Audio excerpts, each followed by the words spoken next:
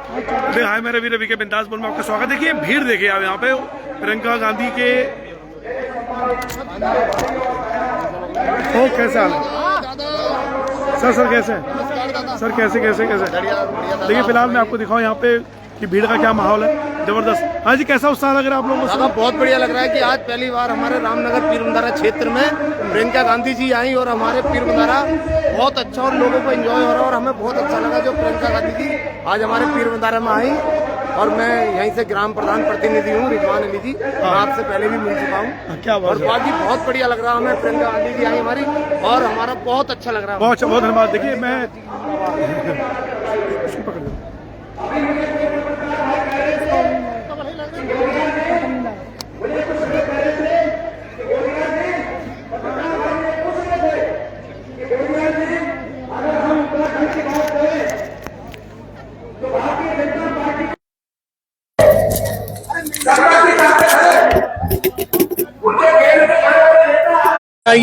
भीड़ जबरदस्त है। जिस भीड़ की उम्मीद की जा रही थी उससे अधिक यहाँ भीड़ दिखाई दे रही है और काफी जोश खरोश के साथ देख पा रहे हैं। देखिए पूरा और एसपीजी प्रोटोकॉल के तहत उनको वीआईपी ट्रीटमेंट मिला है और किसान इंटर कॉलेज देखिए फिलहाल रवि के बिंदास बोलपुर है लाइव से जुड़ने के लिए स्वागत आपका। देखिए इस समय मंच पे जो मौजूद है यहाँ पे प्रियंका गांधी जी आपको दिखाई दे रही है, लेकिन माहौल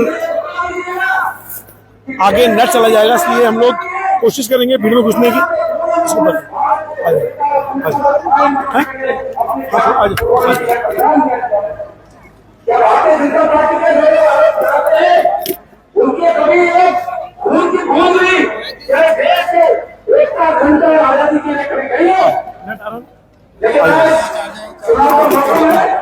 बताइए किसमें कैसा माहौल है? हम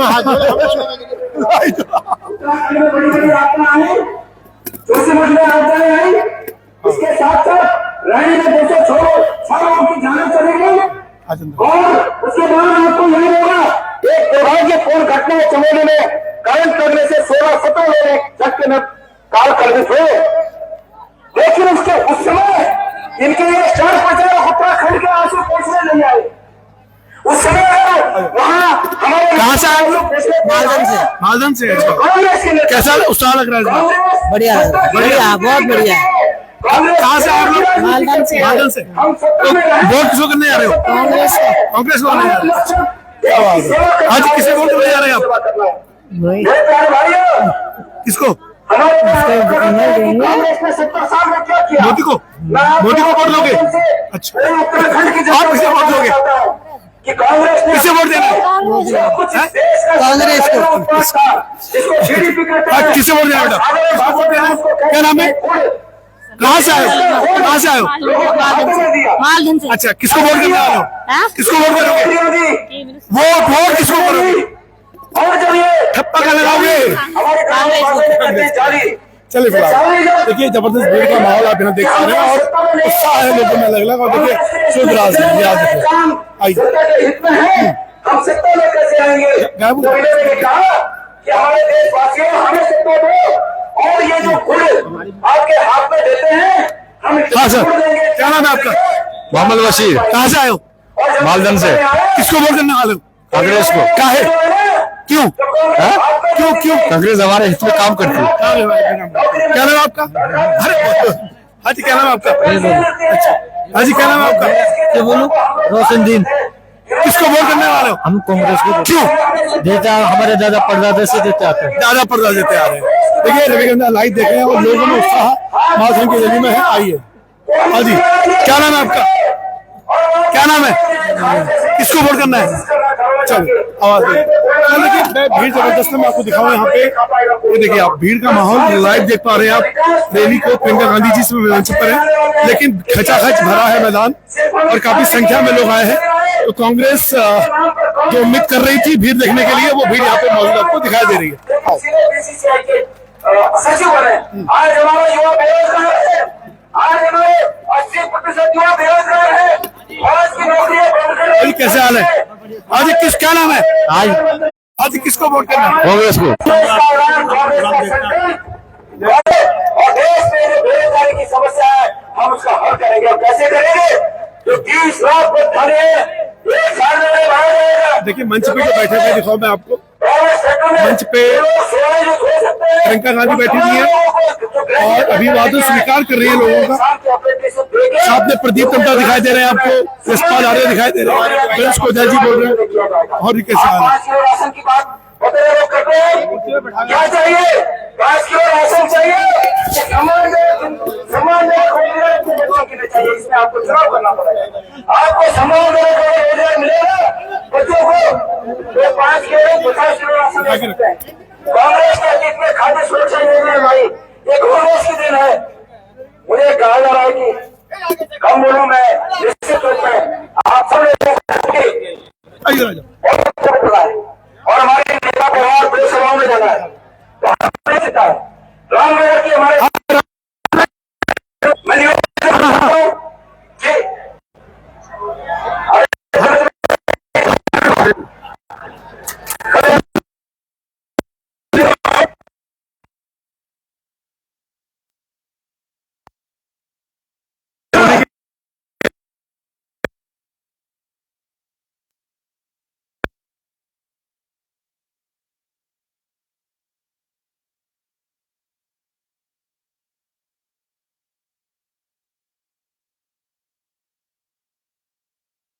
भाई प्रकाश सिंह अरे एक बार छोड़े भाई, एक बार छोड़ा ये 7-8 महीना कांग्रेस अध्यक्ष ग्रुप में। और अगर तुमको लग रहा कि गणेश कोहली सच्ची ईमानदारी से सेवा करे और 6.5 साल भगवान केदारनाथ बदलाते सेवा करी अध्यक्ष समूह का और ईमानदारी से सेवा करी से, अगर तुमको लग रहा कि मेरे लोग सच्ची सेवा करी चाहिए, कांग्रेस पार्टी में भी सच्ची सेवा करी चाहिए, तो मैं तुमसे हाथ जोड़कर निवेदन चाहिए कि कांग्रेस सभी प्रत्याशियों को जिता दे। ये निवेदन मैं आपको से करता हूँ। और बहुत टाइम में बोलते हुए आप हम लोगों का चरण में पूरा रामनगर हमारे भाई बहनों के चरण में निवेदन करते हुए आप। अरे क्या नाम है? मोहम्मद इस्लाम। वो सब जी किसको वोट करने जा रहे हैं? कांग्रेस को। क्या है? कांग्रेस को हमें जिताना है और सत्ता में लाना है। क्या क्यों लाना सत्ता में? क्योंकि ये जो बेरोजगारी बता है सब खत्म करना है। बेरोजगारी के नाम पे जो बीजेपी वालों ने हमको दे रखा है, ये लड्डू दे रखा है नाम पे, अच्छा उसको खत्म करना है। भ्रष्टाचार ज्यादा है, सब क्या नाम? खोखले वादे करते, मोइन नाम है। किसको वोट करना चाह रहे हैं? कांग्रेस को।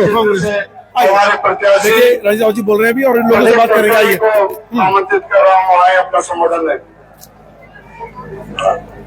कांग्रेस पार्टी है। नमस्ते जी, क्या नाम है? किसको वोट करना चाह रहे हैं? आज के पंजे को। हाँ आपका नाम सर? सतनाम से हाँ से है? करैलपुरी से। देखिए फिलहाल मिली प्रतिक्रिया है लोगों की, लेकिन आप ये दिखाएं। देखिए सब कांग्रेस समर्थक प्रदीप टम्टा जी बोल रहे हैं। हमारे नेता कमजोरों के, दलितों के, हम सब के मार्गदर्शक आदरणीय नेता प्रतिपक्ष अग्रवाल जी कैसे? सर प्रणाम। तो सर जोश उत्साह काफी अच्छी भीड़ है, लोगों में जोश उत्साह बहुत। तो क्या कहेंगे आप? नहीं अब तो कहने को कोई रह नहीं गया। उत्तराखंड के अब तो यह स्पष्ट है, संपूर्ण भाजपा भ्रष्ट है। अच्छा एक चीज और जाननी है कि जो ये सारी भीड़ आई है, ये वोटों में तब्दील होने वाली है? ये वोटों में तब्दील हो चुकी है। ये अपना वोट दे के आए हुए हैं यहाँ, इन्होंने अपना वोट दे दिया है।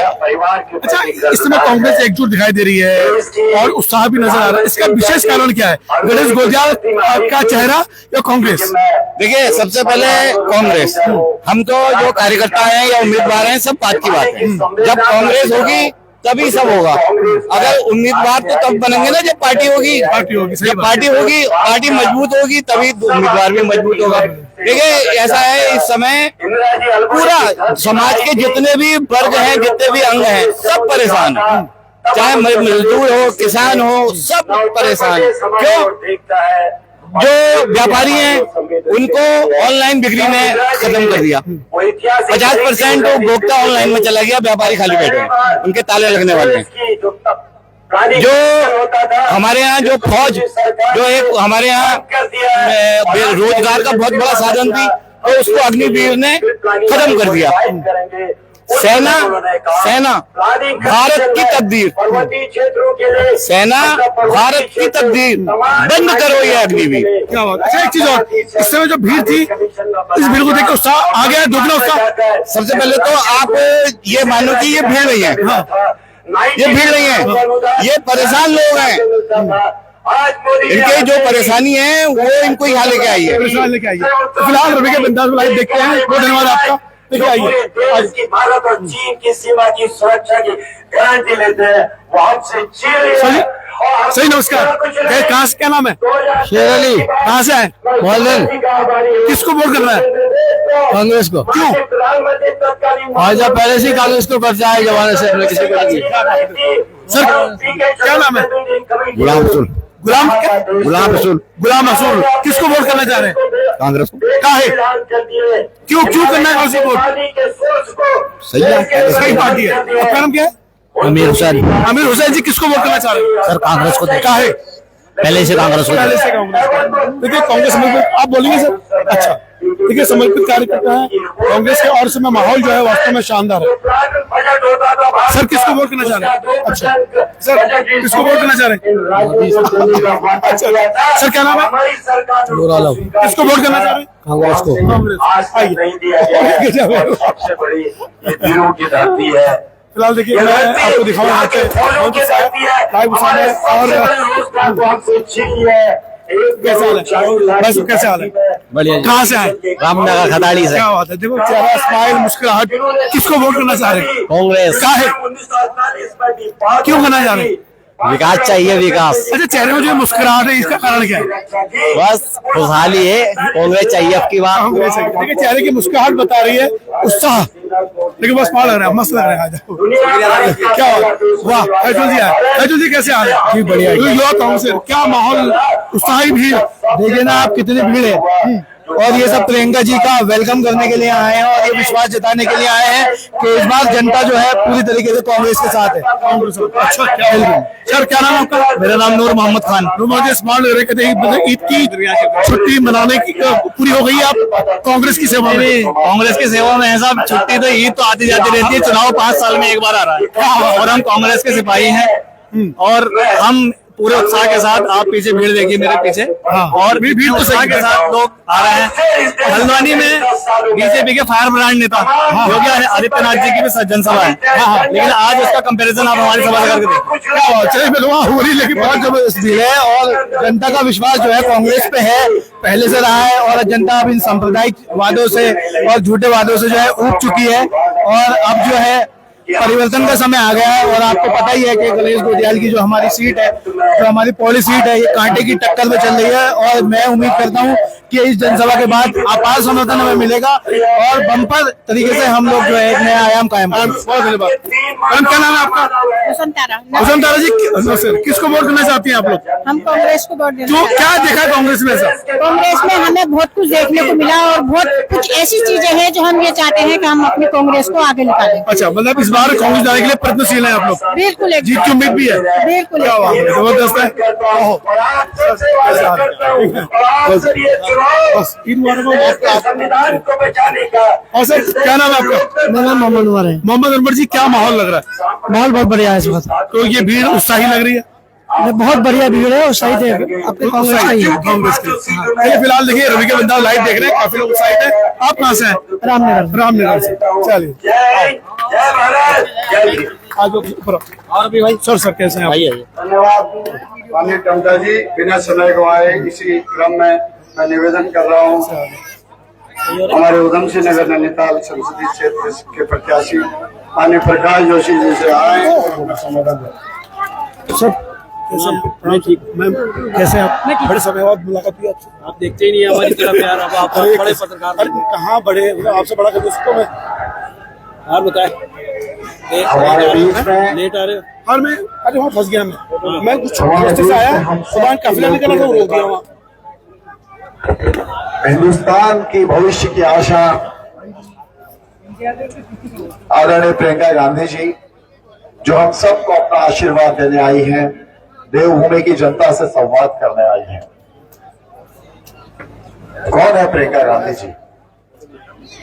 इंदिरा गांधी जी की पोती है। राजीव गांधी जी जिन्होंने कुर्बानी दी उनकी बेटी है। और इस देश के लिए, इस देश की एकता की जो लड़ाई लड़ रहे हैं, राहुल गांधी जी के साथ कंधे से कंधा मिलाकर उन लड़ाई को लड़ने वाली उनकी बहन है। और उससे बड़ी बात जवाहरलाल नेहरू जी की परंपरा की संवाद है। हम ऐसी प्रियंका गांधी की भूमि में बहुत स्वागत करते हैं, दिल से आपका स्वागत हैं। हमारे बीच में बड़े भाई यशपाल आर्या जी, नेता प्रतिपक्ष, मेरे भाई गणेश गोदियाल जी, जिनकी लोकसभा में आज हम यहाँ पर इस मीटिंग में हैं, जो बहुत ही एक ताकत से, एक जुझारूपन से अपना चुनाव लड़ रहे हैं। मेरे भाई प्रदीप टमटा जी, जो अरवड़ा पिथौरागढ़ से पार्टी के उम्मीदवार हैं और हमेशा पिछड़े वर्ग की, मजदूरों की, शोषित वर्ग की लड़ाई लड़ते हैं। मैं नामों की औपचारिकता में नहीं पढ़ूंगा। साथियों, जैसे जैसे चुनाव नजदीक आ रहा है, अब ज्यादा दिन बचे नहीं है, लेकिन हम एक भारी जीत की ओर उत्तराखंड से प्रियंका जी, हम लोग मैडम हम आगे बढ़ रहे हैं, बहुत भारी जीत की ओर। आपको हैरानी होगी कि 5 सीटों पर जो 5 सांसद थे भारतीय जनता पार्टी के, लगातार दूसरी बार, अब उनका प्रदर्शन तो देखिए कि आज वो अपने नाम से वोट नहीं मांग पा रहे। आज वो जब जा रहे जनता के बीच तो सिर्फ कह रहे हैं कि नहीं, हमसे गलती हो गई हो तो, लेकिन हमारी गलती की सजा मोदी जी को मत देना। अपने नाम से वोट नहीं मांग सकते। और 2 सीटों पर तो उनको प्रत्याशी बदलने पड़े और 3 सीटों पर उनके प्रत्याशी अपने नाम से वोट नहीं मांग पा रहे। आप देखिए 5 सीटों पर, मैं तो मेरे वाले की बात भी करूंगा, अपनी सांसद निधि का जो मात्र 40%, 17 करोड़ में 7% उपयोग कर पाए हैं 5 साल में, वो क्या इस पूरी लोकसभा, पूरे सांसद, पूरे संसदीय क्षेत्र का भला करेंगे। साथियों, मैं जहां जाता हूं, मैं एक फौजी भाइयों से पूछता हूं जो रिटायर हो गए हैं, कि आप किस पद से रिटायर हुए थे? कोई सूबेदार बताता है मैडम, कोई नायक बताता है, कोई अपने आप को कैप्टन, ऑनरेरी कैप्टन बताता है। मेरा अगला सवाल होता है कि आप सिपाही भर्ती हुए थे? बोले हाँ। बोले क्या आज के जमाने में अग्निवीर में जो सिपाही भर्ती होगा, क्या वो सूबेदार बन सकता है? सबका जवाब है कैसे हो सकता है, 4 साल। क्या दिया इस सरकार ने हमें? मोदी जी ने क्या दिया हमारे नौजवानों को? ये उत्तराखंड है, ये सैन्य परंपराओं का प्रदेश है। हर घर में, हर गांव के अंदर हमारी शहादत की कहानियां हैं, शौर्य की गाथाएं हैं। हमें क्या दे दिया कि 4 साल के लिए अग्निवीर नाम की योजना में भर्ती होइए, फौजी बनकर तो जाइए, लेकिन वापस सिक्योरिटी गार्ड बन के आइए, सुरक्षा कर्मी। किसी कंपनी के बाहर आपको डंडा पकड़ के नौकरी दे दी जाएगी। ये अग्निवीर योजना, जिससे हमारे देश, हमारे प्रदेश, पूरे देश के ही नौजवानों के भविष्य को कुचल जाए। और मैं इसलिए इसको दोषी मानता हूं इन लोगों को, क्योंकि हमारे जो सांसद हैं अजय भट्ट जी, नैनीताल उधम सिंह क्षेत्र के, वो खुद रक्षा मंत्री। आप सोचिए, विरोध तक नहीं किया उन्होंने इस योजना का। वो पाप के भागीदार है इसके अंदर। पूरे देश में रक्षा कॉरिडोर बन रहे हैं, लाखों रुपए का इन्वेस्टमेंट आएगा। तमिलनाडु जैसे राज्य ने भी रक्षा कॉरिडोर लिए। एक रक्षा मंत्री अपने ही प्रदेश में एक रक्षा कॉरिडोर नहीं ला पाए। सोचिए, लाखों नौजवानों को रोजगार मिलता, लाखों रुपए का इन्वेस्टमेंट होता, कितने बड़े उद्योग मिलते। इसे दोषी इन्होंने पाप किया है। हमें मैडम को सुनना है। मैं सिर्फ इतना ही कहूंगा कि अब जनता बदलाव का मन बना चुकी है। जहां भी हम जाते हैं वही जनता जिस तरह का उसका जवाब है हमें दे। और हमारे यहाँ मैडम एक बड़ी एक नारा चल पड़ा है, हमारा एक नारा चल पड़ा है, पहाड़ी नारा है, मेरा नाम छू अजय भट्ट, मेरा नाम अजय भट्ट है, ऐसा लोग बोल रहे हैं उनके लिए। मेरा नाम छू अजय भट्ट, मेल का है लोकसभा पट, मतलब पूरी लोकसभा पट कर दी। और ये कहता है कि मोदी जी के नाम से वोट दे दीजिए। मैं हमारी बहनों से पूछता हूं, हम अपनी बेटी की शादी करते हैं ना, बेटी की शादी गुण किसका देखते हैं? बेटे का, दूल्हे का, लड़के का या ससुर का? किसका देखते हैं? लड़के का। और यहां ये क्या कह रहे हैं कि मैं लड़का, मैं तो नकारा निकला, मुझ में लाख कमी हो पर ससुर को देख लो। अरे भाई, ससुर को देख भी ले, लेकिन लड़का तो नकारा निकम्मा निकला। और ससुर बिल्कुल झूठा निकला। 10 साल से इस देश को झूठ के पुल पकड़ाते आ रहे। 2014 में सरकार में आए, क्या बोला था? 2 करोड़ नौकरी देंगे, 15-15 लाख खाते में आएंगे। 10 साल से झूठ बोल रहे हैं। तो मैं आज इन लोगों को पहचान करने की जरूरत है, आज इनको जवाब देने की जरूरत है और 5 साल का हिसाब इनसे मांगने की जरूरत है। और 5 साल नहीं, उत्तराखंड में 10 साल से इनके सांसद हैं, वो हिसाब मांगने की जरूरत है। और मुझे विश्वास है कि आप सबका भारी आशीर्वाद हमें मिल रहा है, आपका भारी समर्थन हमें मिल रहा है और भारी जीत की ओर आगे बढ़ रहे हैं। ओल्ड पेंशन स्कीम क्या थी? एक कर्मचारी जब रिटायर होके आता था तो वो उसके रिटायरमेंट की जो उम्र होती थी वो उसके बच्चे की शादी करने या बच्चों की पढ़ाई को आगे बढ़ाने की उम्र होती थी। आज ओल्ड पेंशन स्कीम 1200-1500 इतने रुपए की पेंशन मिलती है।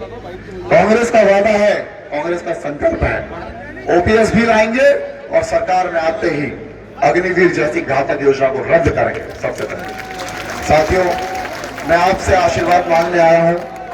इस मीटिंग में, इस बैठक में आप हजारों की संख्या में दोनों लोकसभा क्षेत्रों के भी लोग हैं और किसी भी लोकसभा क्षेत्र के हो, आपके रिश्तेदार, आपके नातेदार सब जगह है। 5 लोकसभा क्षेत्र में जहां तक हम आपके माध्यम से हमारी आवाज पहुंच सके, इतना आशीर्वाद हमें जरूर देना।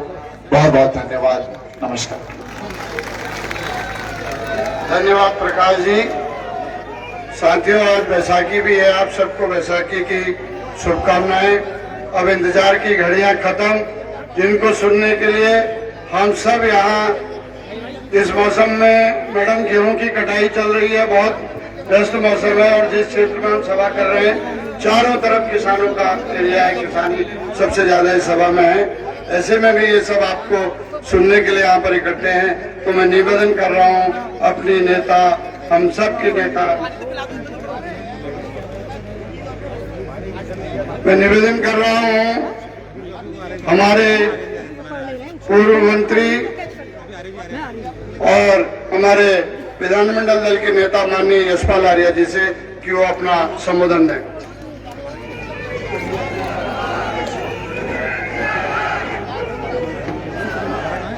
हमारे हम सब की नेता, जिनका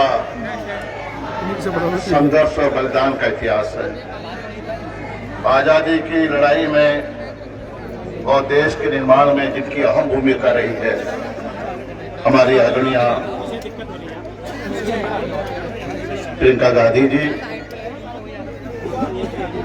हमारे पौड़ी संसदीय क्षेत्र से कांग्रेस के प्रत्याशी, आपके हमारे प्रत्याशी सम्मानित गणेश गोधियाल जी, अल्मोड़ा संसदीय क्षेत्र से कांग्रेस के उम्मीदवार सम्मानित प्रदीप टमटा जी और नैनीताल उधमसिंह नगर संसदीय क्षेत्र से कांग्रेस के प्रत्याशी हमारे प्रिय प्रकाश जोशी जी, हमारे आदरणीय गोविंद सिंह कुंजवाल जी, भुवन कापरी जी, हमारी सम्मानिता दीपिका जी, रंजीत जी और सभी हमारे कांग्रेस के सम्मानित विधायकगण, सम्मानित मंच, मेरे आदरणीय बुजुर्गों, भाइयों, मेरी बहनों और सम्मानित युवा साथियों, मैं ज्यादा समय नहीं लेना चाहूंगा। आपका कुछ सवाल आपके बीच में आपसे कहना चाहता हूं कि आज जो चुनाव है ये धर्म और अधर्म का चुनाव है, सत्य और असत्य का चुनाव है।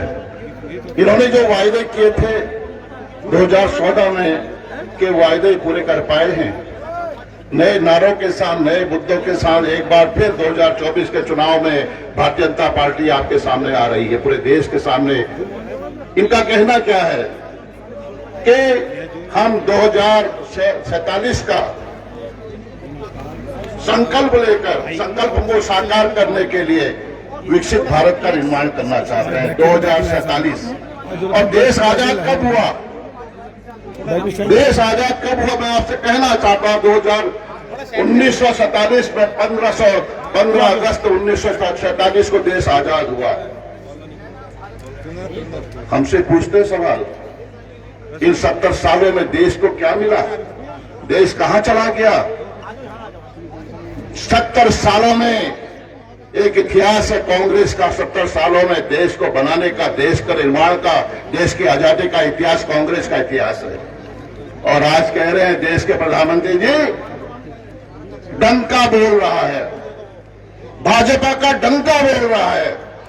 हाँ, बोल रहा है डंका, महंगाई का डंका बोल रहा है, बेरोजगारी का डंका बोल रहा है, भ्रष्टाचार का डंका बोल रहा है।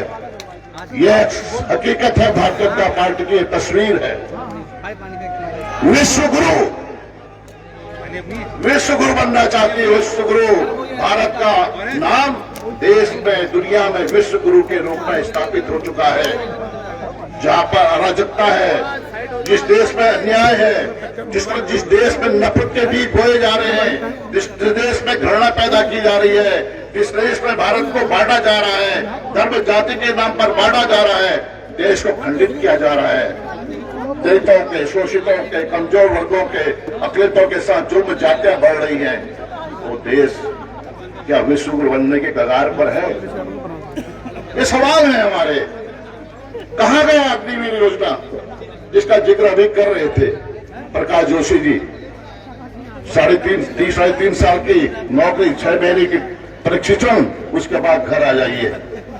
अगर इनमें हिम्मत होती, जनता के प्रति समर्पण होता, तो निश्चित रूप से माननीय रक्षा मंत्री को इस्तीफा देना चाहिए था। वो पहाड़ से आते हैं, पहाड़ का नौजवान पैदल नंगे पांव तैयारी करता है सेना में जाने के लिए, सेना की सुरक्षा के लिए, सेना में प्रहरी के रूप में को खड़ा करने के लिए। चुप्पी साध ली, खामोशी अख्तियार कर ली। चुप्पी साधना भी गुनाह है, सजा मिलनी चाहिए। और मैं कहना चाहता हूं आपसे कि यह चुनाव, लोग कह रहे हैं, राजनीतिक विश्लेषक कह रहे हैं कि चुनाव होंगे भी नहीं होंगे। अब कह रहे हैं 400 पार। पहले का हमको देखो एक बार, सबको देखा बार बार, हमको देखो एक बार। अब कह रहे हैं 400 पार, और हद हो गई है। इनके सहयोगी नेता कह रहे हैं 400 पार नहीं, 4000 पार। 400 पार नहीं, 4000 पार इनके सहयोगी नेता कह रहे हैं। 400 पार का नारा देने वाली यह सरकार, बताएं। हम कहना चाहते हैं यहाँ के सांसदों से, यहाँ के मंत्रियों से पूछना चाहते हैं, उत्तराखंड के विकास में इन 5 सालों में क्या आपकी भूमिका है, क्या आपका योगदान है? डर और भय का वातावरण बनाकर, संसाधनों का दुरुपयोग करके, इलेक्ट्रल बॉन्ड के नाम पर हजारों करोड़ रुपया कमा के हमारे संसाधन छीनना चाहते हैं। कांग्रेस के खातों को फ्रीज करना चाहती है भारतीय जनता पार्टी की सरकार, और फ्रीज कर दिए गए हैं। मैं कहना चाहता हूं कि बहुत सोच समझ के का वक्त आ चुका है, बट कठिन दौर है। और कांग्रेस की विचारधारा, कांग्रेस की मूल्य, कांग्रेस के सिद्धांत, राष्ट्रपिता महात्मा गांधी ने सत्य अहिंसा का संदेश दिया था, पंडित जवाहरलाल नेहरू जी ने शांति का संदेश दिया था। आज शांति, सद्भाव, सामाजिक न्याय की बात कहीं सुनी जाती है। इसलिए मैं आपसे निवेदन करने आया हूँ, आपसे प्रार्थना करने आया हूँ, विनती करने आया हूँ।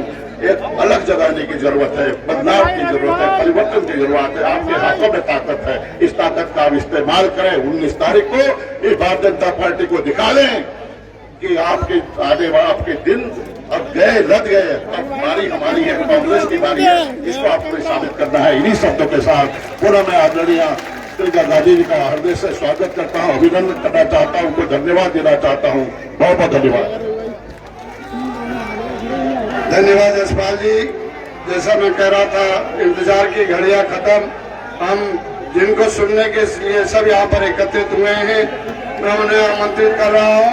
उससे पहले जोरदार नारों से प्रियंका गांधी जिंदाबाद, प्रियंका गांधी जिंदाबाद, प्रियंका गांधी जिंदाबाद, जिंदाबाद जिंदाबाद, प्रियंका गांधी जिंदाबाद, जिंदाबाद जिंदाबाद। बहनों और भाइयों, आप सबका इस सभा में बहुत बहुत स्वागत।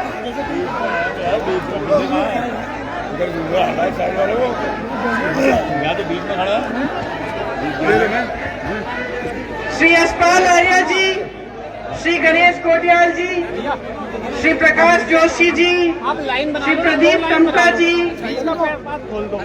मंच पर विराजमान सभी नेतागण, कांग्रेस पार्टी के पदाधिकारीगण, आप सबका बहुत बहुत स्वागत है सभा में। उत्तराखंड से मेरे परिवार का एक पुराना रिश्ता है और जिस जगह बचपन की जो मीठी मीठी यादें होती हैं, वहाँ से खास रिश्ता हमेशा होता है। आपको मालूम होगा कि मेरे पिताजी भी देहरादून में पढ़े, मेरे भाई साहब भी देहरादून में पढ़े, मेरे बेटे भी देहरादून में पढ़े 5 साल, और मैं भी 2 सालों के लिए देहरादून में पढ़ी और काफी आपके प्रदेश में घूमने का भी मौका मिला। यहाँ रामनगर के साथ तो बहुत खास रिश्ता है। बहुत छुट्टियां हमने यहाँ मनाई, पास में बॉर्डर पार्क है, आप तो जानते ही होंगे, सब यही के हैं। मुझे तो जब मौका मिलता था, बच्चों की 2 दिन की छुट्टी होती थी, तो रात की जो पुरानी दिल्ली वाली ट्रेन है, जो स्टेशन से पुरानी दिल्ली के स्टेशन से जो चलती है 10 बजे, उसमें बिठा के दोनों बच्चों को सीधे यहाँ आ जाते थे। आज यहाँ आ रही थी तो दिल खुश हो रहा था बस ये सोच के कि मैं रामनगर आ रही हूँ।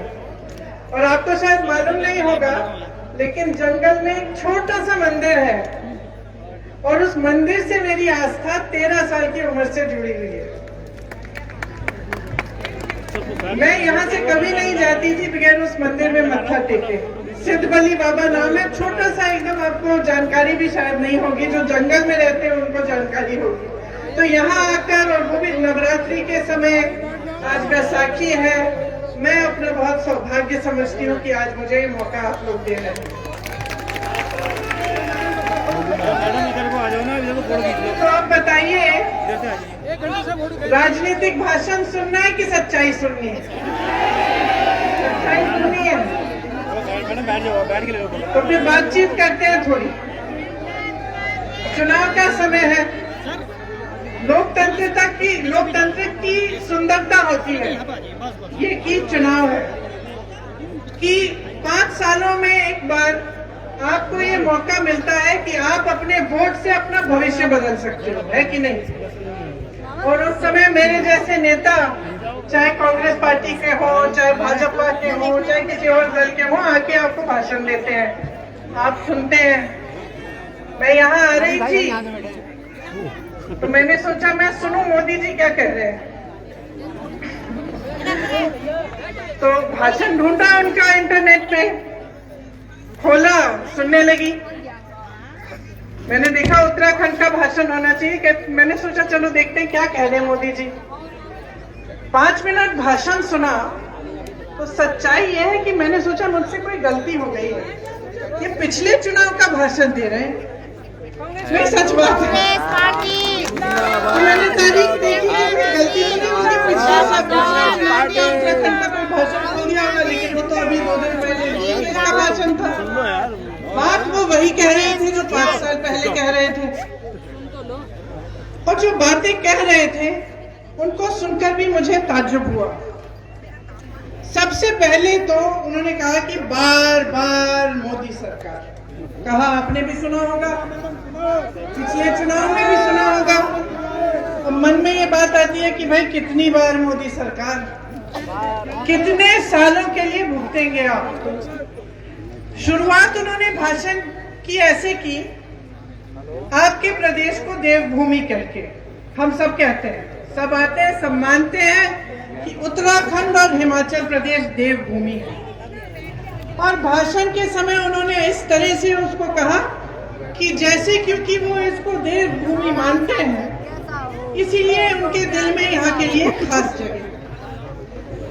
मन में मेरी ये बात आई, पिछले साल हिमाचल प्रदेश का चुनाव था, जहाँ जहाँ मोदी जी गए उन्होंने कहा कि ये देवभूमि है। हिमाचल प्रदेश को कहा, चुनाव कांग्रेस जीती। कुछ महीने बाद लाइव चैनल कांग्रेस पार्टी जिंदाबाद जिंदाबाद, कांग्रेस पार्टी जिंदाबाद जिंदाबाद, एक परिवार कांग्रेस पार्टी जिंदाबाद जिंदाबाद।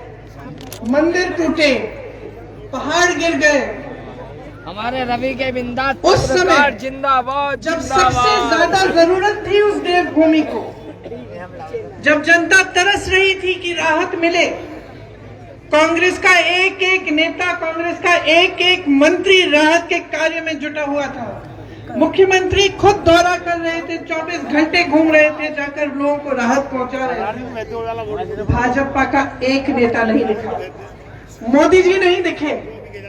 दिखना छोड़िए, उसी भूमि को जिसे वो कह रहे थे अपने भाषण में देवभूमि कह रहे थे, जिसे वो कह रहे थे कि वो पूछते हैं, उसी भूमि के लिए उन्होंने एक पैसा राहत नहीं दिया, आज तक नहीं दिया है। मस्त लग रहा। जितनी राहत थी वहाँ हिमाचल प्रदेश की सरकार ने खुद दी, क्योंकि केंद्र सरकार देना नहीं चाह रही थी, क्योंकि देवभूमि उनके लिए सिर्फ उसी समय थी जब चुनाव का भाषण देने का समय था। जब आपदा आई, जब मुश्किलें हुई, जब लोग संकट में थे, तो देवभूमि नहीं रही। और मुझे उनका यहाँ का उत्तराखंड का भाषण सुनते हुए मेरे मन में ये बात आई कि एक उनके लिए कामकांड हो गया है, आदत बन गई है।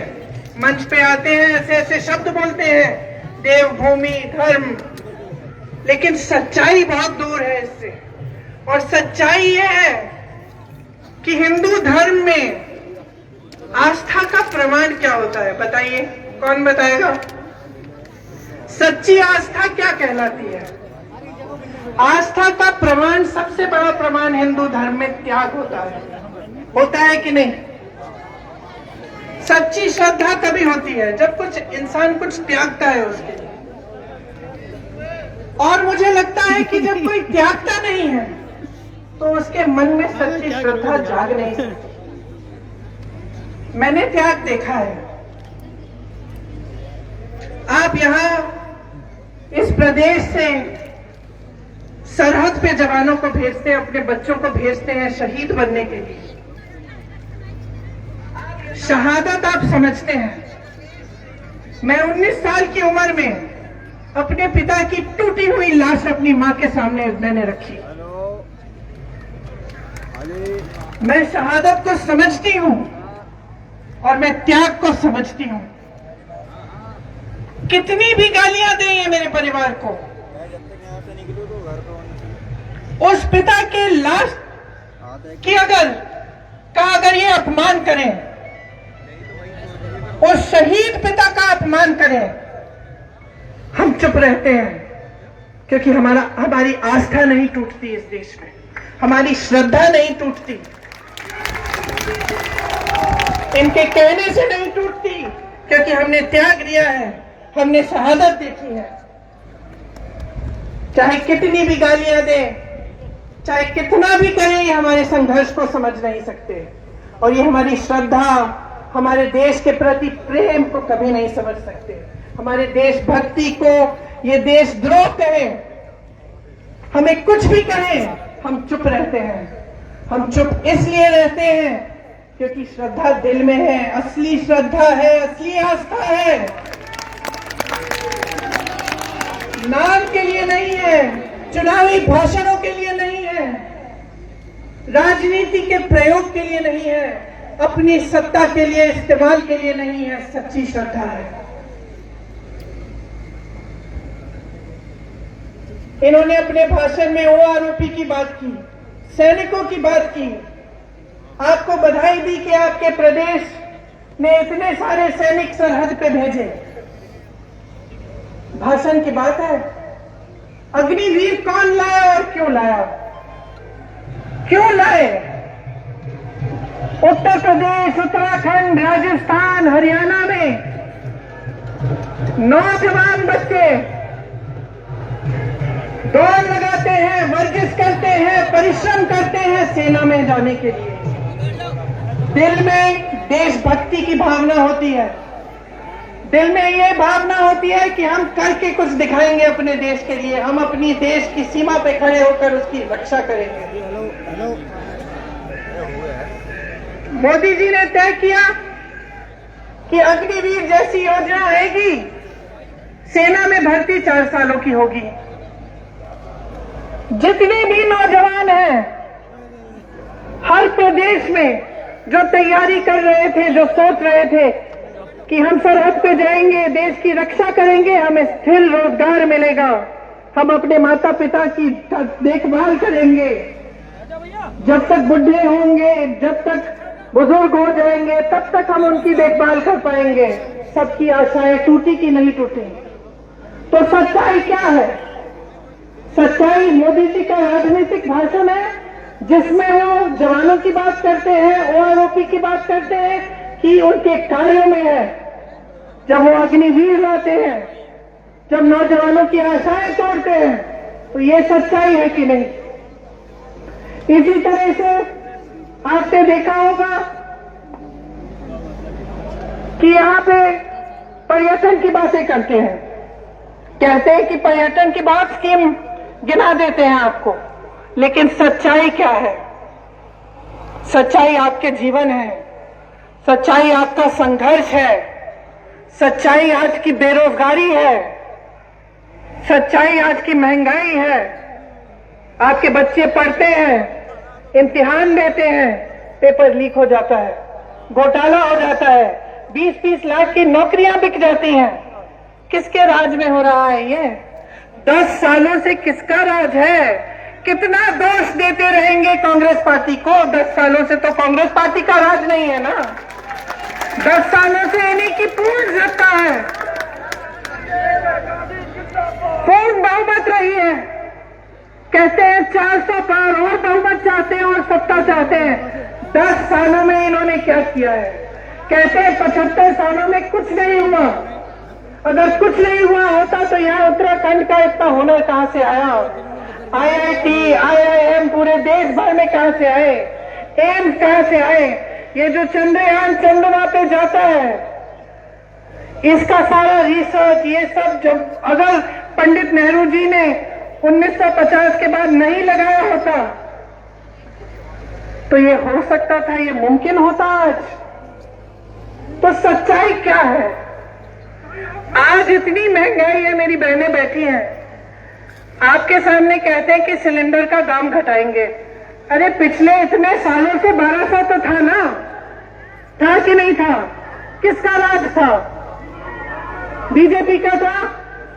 मोदी जी का था? तो पहले कम क्यों नहीं किया?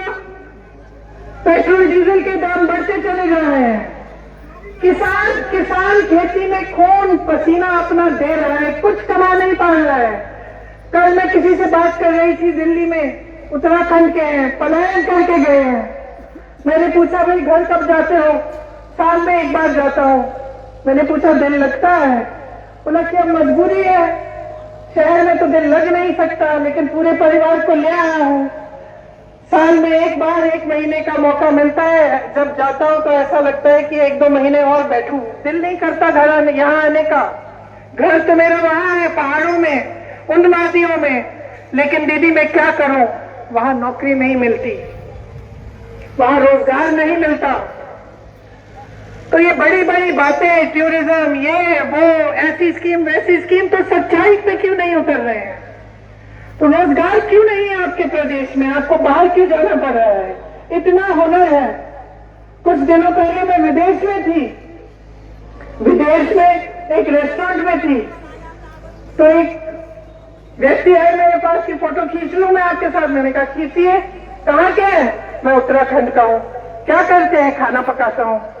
और उन्होंने मुझे बताया कि कितने हुनर के साथ कितने सारे उत्तराखंडी लोग बाहर विदेश में शेफ बने हुए हैं, बड़े बड़े ऐसे कार्य कर रहे हैं, लेकिन उनको यहाँ पे आपके अपने प्रदेश में रोजगार नहीं मिल रहा है।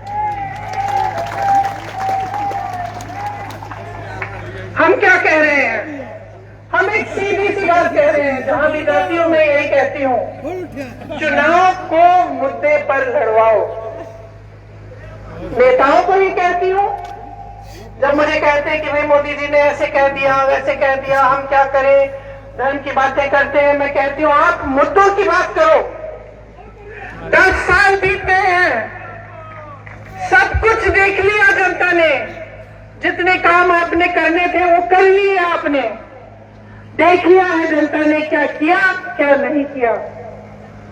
अब जनता चाहती है कि मुद्दों पर चुनाव लड़ा जाए, और मैं आपसे कह रही हूं, आपके मुद्दे क्या हैं आज? क्या है? रोजगार,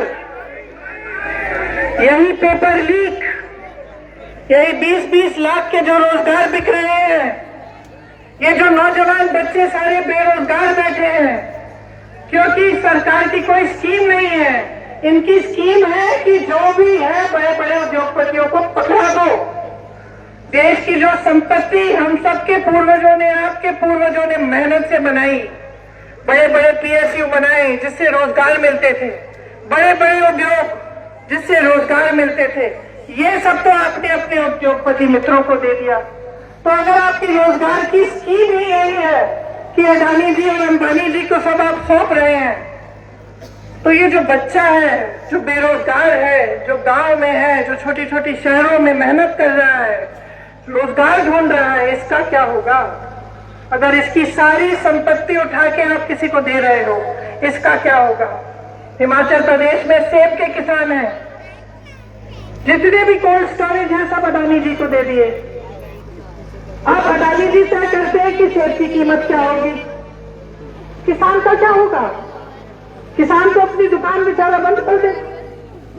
तो चाहे आप छोटी चीज में देखिए चाहे बड़ी में, इनकी एक ही स्कीम है देश के लिए, सारी संपत्ति अपने ही दोस्तों को देकर इस तरह से बटोर के रखती ताकि सत्ता में रह पाए।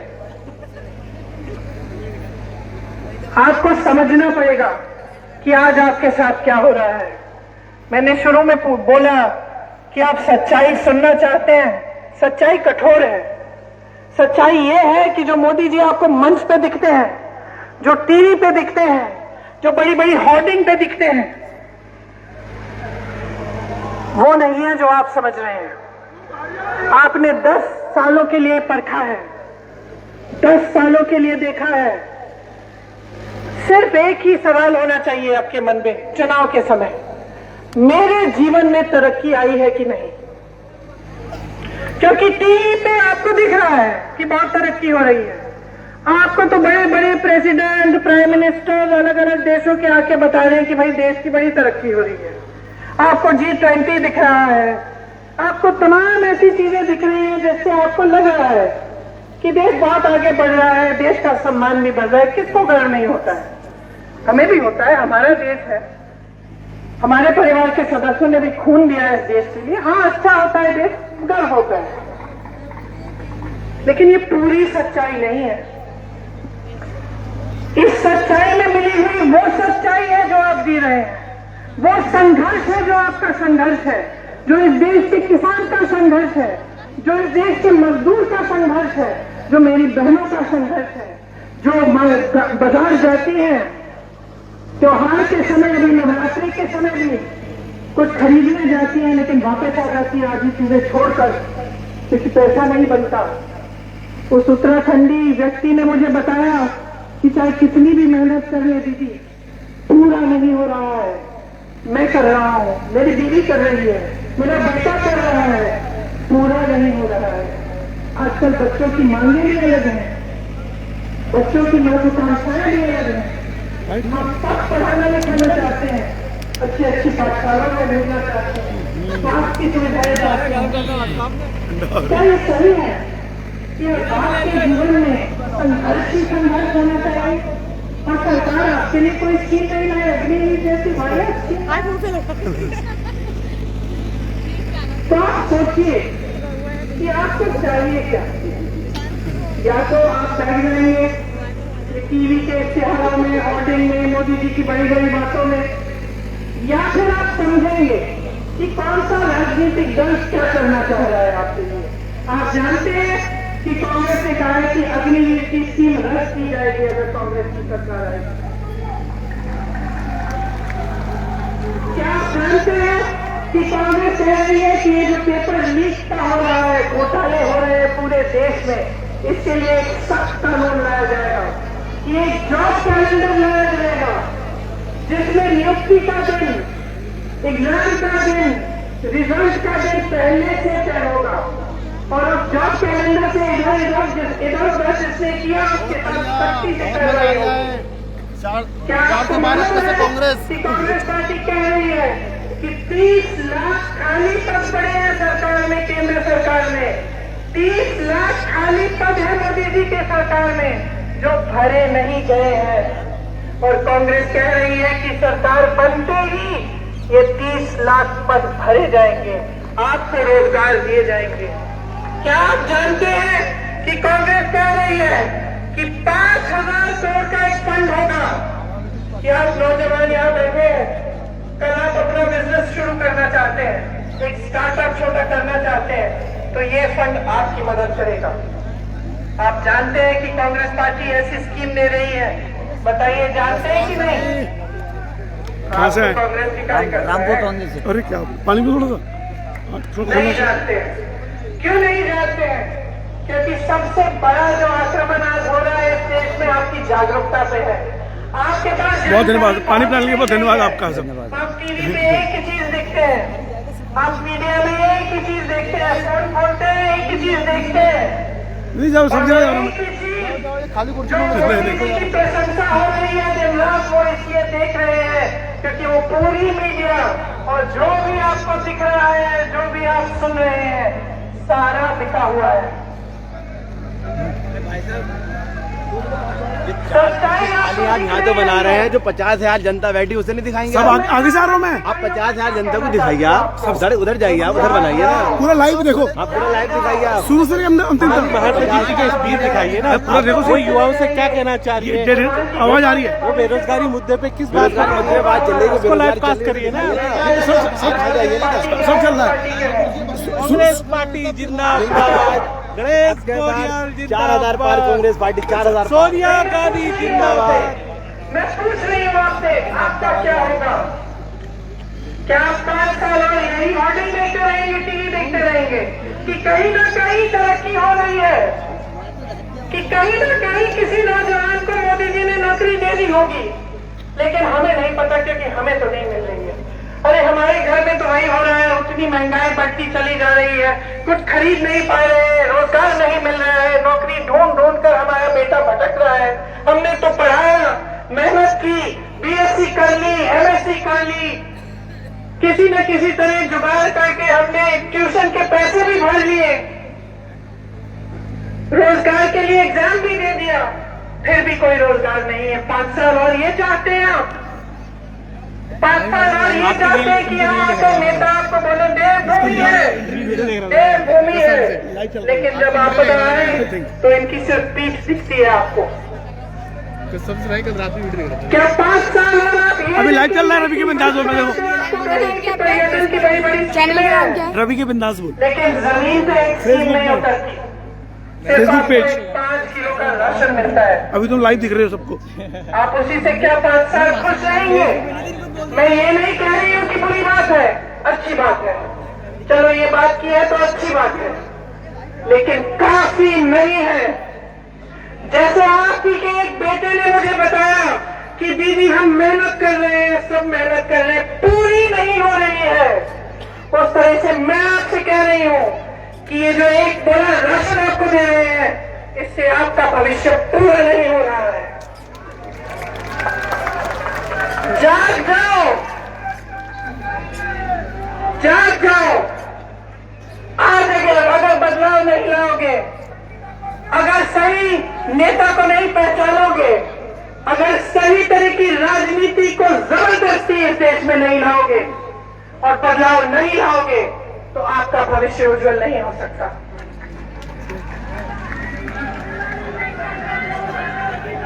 आपने सही कहा, आपने सही कहा। आप मुझे बताइए, नारी शक्ति की बात कौन करता है? कौन करता है? मोदी जी करते हैं। पहले तो आरक्षण लाए, उन्होंने बोला, बहुत धूमधाम से आरक्षण पास हुआ, देश भर से महिलाओं को इकट्ठा करके माले पहनाए मोदी जी को। पता चला वो आरक्षण तो 5-6 सालों के लिए लागू ही नहीं होगा, तो पास किस लिए किया भैया? सत्ता में हो ना, फिर आप हर मंच पे जाके बोलते हो नारी शक्ति, बोलते हो। अंकिता भंडारी के साथ क्या हुआ?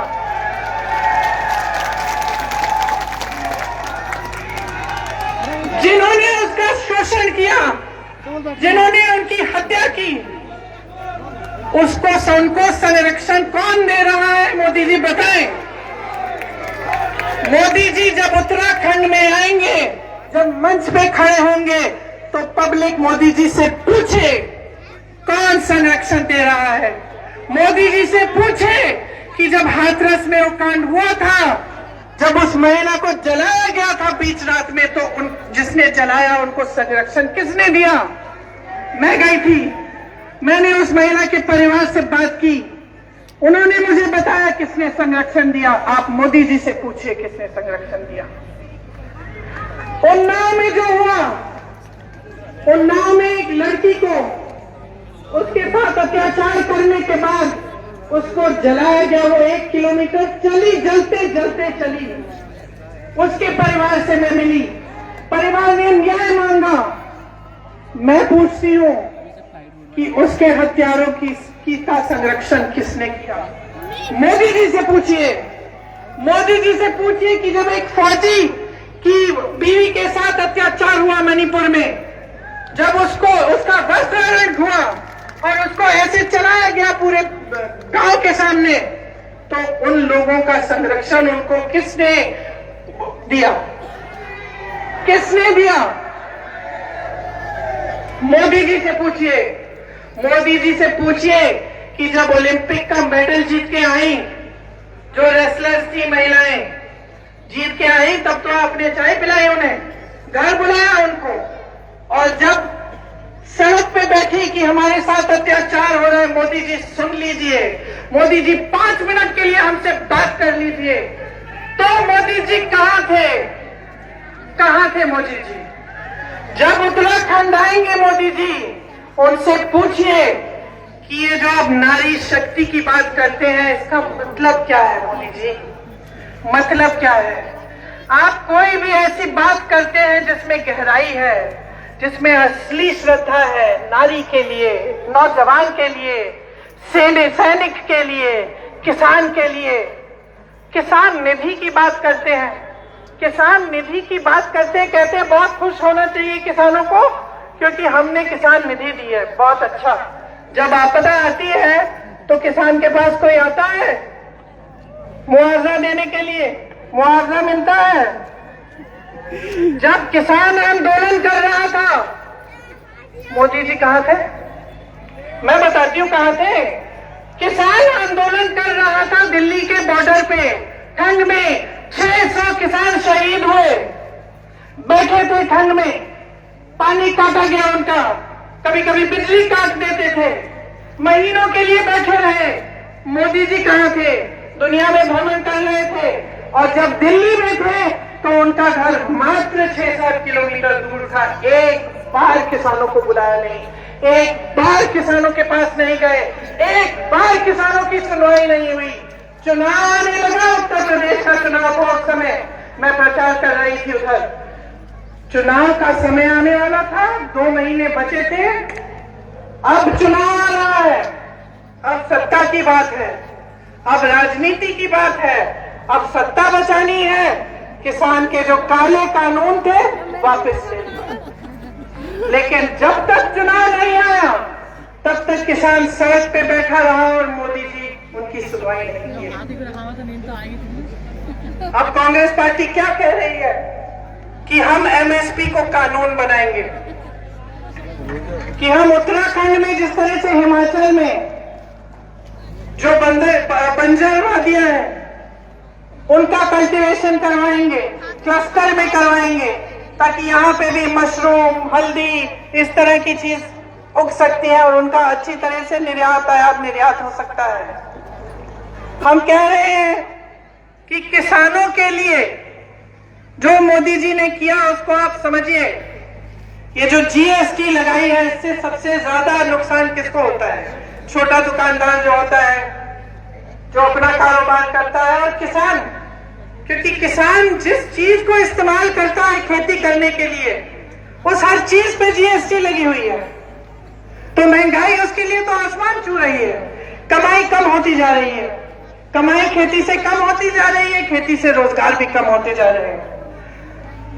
तो कांग्रेस पार्टी कह रही है कि किसानों के लिए जो भी आप इस्तेमाल करते हैं खेती में, वो अब जीएसटी से मुक्त हो जाएंगी चीजें। वो सारा सामान जीएसटी से मुक्त हो जाएगा। हम छोटे छोटे कारोबारों को मजबूत बनाना चाहते हैं। हम छोटे कारोबारों को मजबूत बनाना चाहते हैं कि ताकि इनसे रोजगार बने। आप जानते हैं कि अडानी जी क्या करते हैं? कोई बता सकता है कि अडानी जी के जो इतने सारे बिजनेस हैं इस देश में, कितने रोजगार देते होंगे? हाँ, चलो 23,000। अब मुझे मालूम नहीं कि ये सच या सही आंकड़ा है कि नहीं, लेकिन क्या आपको लगता है कि एक उद्योगपति जो पूरे देश के बंदरगाह उसके पास हो गए, दिए गए उसको, सारे हवाई अड्डे उसके पास हैं, बड़े बड़े कारखाने उसके पास हैं, सारी कोल्ड स्टोरेज उसके पास है, ये सारे जितना भी इंफ्रास्ट्रक्चर है तमाम उसके पास है, और मात्र इतने सारे रोजगार। बस एक जमाने में टाटा बिरला, आपने सुना है, आपको मालूम था कि क्या बनता है? टाटा ट्रक बना रहा है, कुछ और बन रहा है, ये आप जानते थे कि भाई ये काम है इनका, ये बनाते हैं और ये बनाने में हमें रोजगार मिलता है। आप आज इन बड़े बड़े उद्योगपतियों के बारे में ये नहीं कह सकते। मैं सबकी बात नहीं कह रही हूँ, मैं 2-3 उद्योगपतियों की बात कर रही हूँ जो इनके खास हैं, जिनको इन्होंने पूरी संपत्ति सौंप रखी है। तो हम चाहते हैं कि जो रोजगार पैदा करने वाले उद्योगपति हैं, जो तमाम भरे हुए हैं इस देश में, चाहे बड़े हो, छोटे हो, मीडियम साइज के हो, उनको बढ़ावा दिया जाए ताकि रोजगार बने। जो खाली पद हैं उन्हें भरा जाए, महंगाई को घटाया जाए। सिलेंडर जहां जहां कांग्रेस के प्रदेश है, कांग्रेस की सरकारें हैं, वहां पूछिए गैस सिलेंडर का क्या दाम है। राजस्थान में देखिए 25 लाख का बीमा था, स्वास्थ्य बीमा। 25 लाख रुपए तक आपको जितना भी इलाज कराना था आप मुफ्त में करा सकते थे। जैसे इनकी सरकार आई, स्कीम बदल दी, 25 लाख से 5 लाख कर दिया। हम चाहते हैं पूरे देश में इस तरह की स्कीम आए। कांग्रेस पार्टी कह रही है हम लाएंगे, और हम कह रहे हैं कि स्वास्थ्य की सुविधाएं हम एक एक जिले में, एक एक गांव में लाना चाहते हैं। हमने ये काम कई जगह करके दिखाया है। ऐसे करो, मेरा भाषण आप दे दो।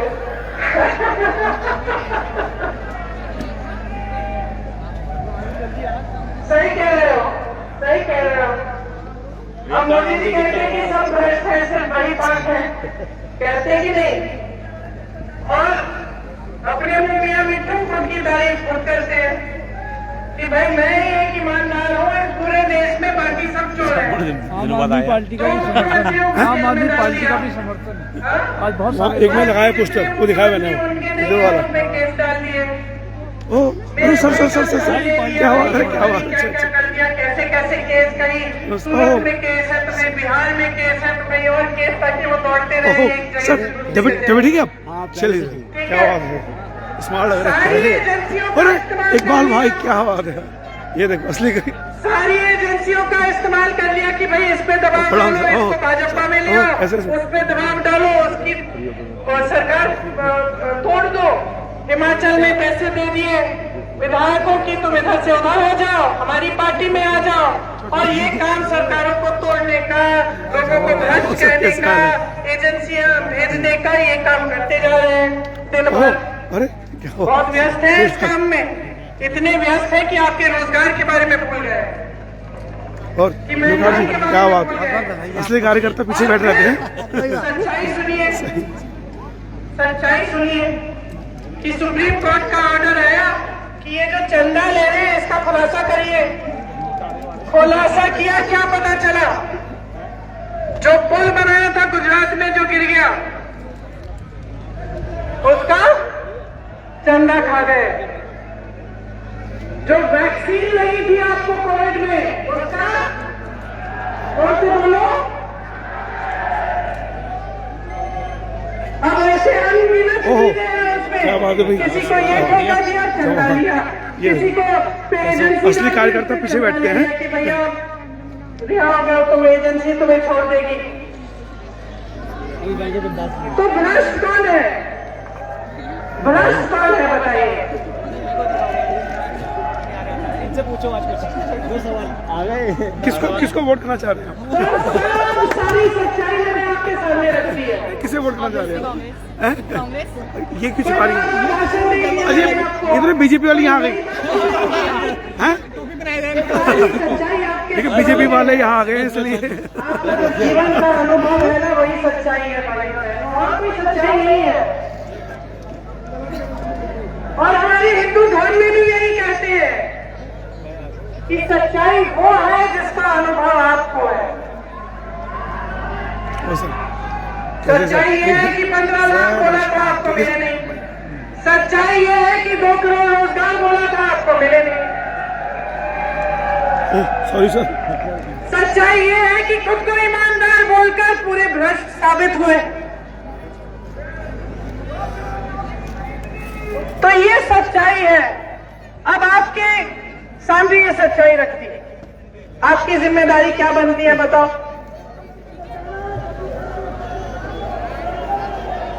तुम तो नेता बनोगे,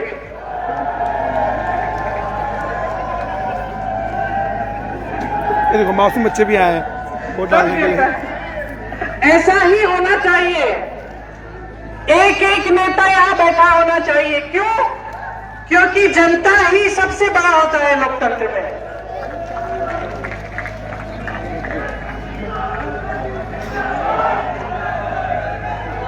देखिए आप पब्लिक है, ये लोकतंत्र है। इस लोकतंत्र के लिए बहुत मेहनत की बहुत लोगों ने, आपके पूर्वजों ने की। अब आपकी बारी है कि आप भी मेहनत करें। क्या मेहनत? आप अपनी जिम्मेदारी को समझें, जागरूक बने। जो पार्टियां कह रही हैं, जो स्कीम आपके लिए लाना चाहते हैं, देखिए कि भाई ये सच्चाई है कि नहीं। अच्छा ये ऐसा कह रहे हैं, ओपीएस की बात हुई, क्या कांग्रेस के प्रदेशों में आज ओपीएस लागू है कि नहीं? पता करिए ना, क्योंकि लागू है। जो कांग्रेस ने गारंटी दी, क्या वो लागू है कि नहीं? क्या कर्नाटका में जो महिलाओं को कहा था कि 1500 रुपए आपको मिलेंगे, वो मिल रहे हैं कि नहीं? या शायद कर्नाटका में और थे, 2000 थे। आज हम कह रहे हैं कि हर गरीब महिला को 1 लाख रुपए सालाना मिलेंगे। केंद्र देगी, केंद्र की सरकार देगी। आज हम कह रहे हैं कि अगर एक नवयुवक के पास रोजगार नहीं है, उसको सरकार पैसे देगी जब तक उसको रोजगार नहीं मिलता है। अप्रेंटिसशिप की स्कीम है। तो ये सब बातें आप समझिए, इनको जानिए, क्योंकि इन्हीं से आपका भविष्य जुड़ा है। जो आप देख रहे हैं वो सच्चाई नहीं है। तो अपने अनुभव पर उतरिए, अपनी असलियत को समझिए, और जो नेता आपके सामने हैं, जो धर्म की बातें करते हैं लेकिन धर्म का इस्तेमाल करते हैं वोट लेने के लिए, उनको समझिए। परख लिया आपने, देख लिया है, बहुत हो गया है। अब ये बार बार मोदी सरकार नहीं चलेगी। इस बार जनता की सरकार बननी चाहिए। इस बार उस बेरोजगार नौजवान की सरकार बननी चाहिए, उसको रोजगार मिलना चाहिए। इस बार एक ऐसी सरकार बननी चाहिए जो सर्वप्रथम, जिसके लिए सर्वोपरि आप है, जिसके लिए सर्वोपरि आपके मुद्दे हैं। आपकी महंगाई कम करना, आपके रोजगार दिलाना, आपके लिए शिक्षा की सुविधाएं, आपके लिए स्वास्थ्य की सुविधाएं, कि आप गर्व से कह सकते हैं कि मैंने ये सरकार चुनी, ये मेरी सरकार है। अब बहुत लंबा हो गया मेरा भाषण। आपने खूब उसमें अपने मुद्दे डाले, तो मैं आज्ञा चाहती हूँ, जब आप वोट डालने जाएंगे और किसी का मत सोचिए, और किसी का मत सोचिए, ना मोदी जी का, ना किसी और का।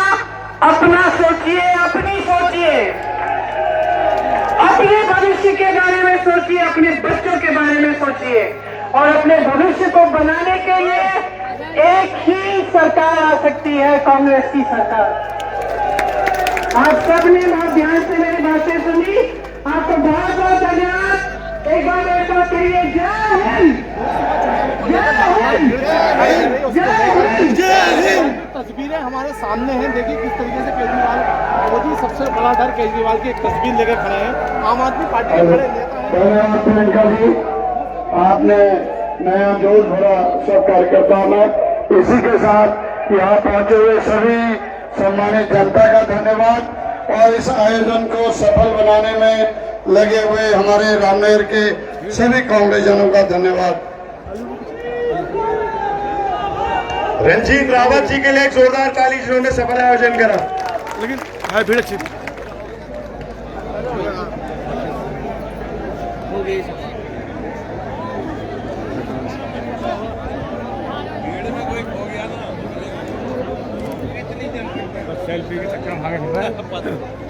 देखिए फिलहाल इस सभा को सफल कहा जा सकता है, भीड़ बहुत थी। हाँ, लेकिन ये और बात है कि जब देखिए भीड़ तो जबरदस्ती इसमें कोई दौराई नहीं है, लेकिन जैसे जैसे भाषण बढ़ता गया वैसे वैसे सीटें खाली होती रही। तो भाषण के दौरान ही सीटें खाली हो चुकी थी। ये चिंता का विषय कांग्रेस के लिए हो सकता है, यानी प्रियंका गांधी को देखने लोग आए थे या सुनने, ये सवाल कांग्रेस के नेताओं को इसका जवाब ढूंढना होगा। लेकिन हाँ, शुरुआत भीड़ बहुत अच्छी थी, प्रियंका गांधी ने भीड़ देखी, खुश भी, और अपना भाषण इसलिए बहुत लंबा और रख पाई। देखिए लेकिन फिलहाल रवि के बिंदास लाइव देख रहे हैं, अब वो जा रही हैं और लोग बड़े खुश हैं। और वास्तव में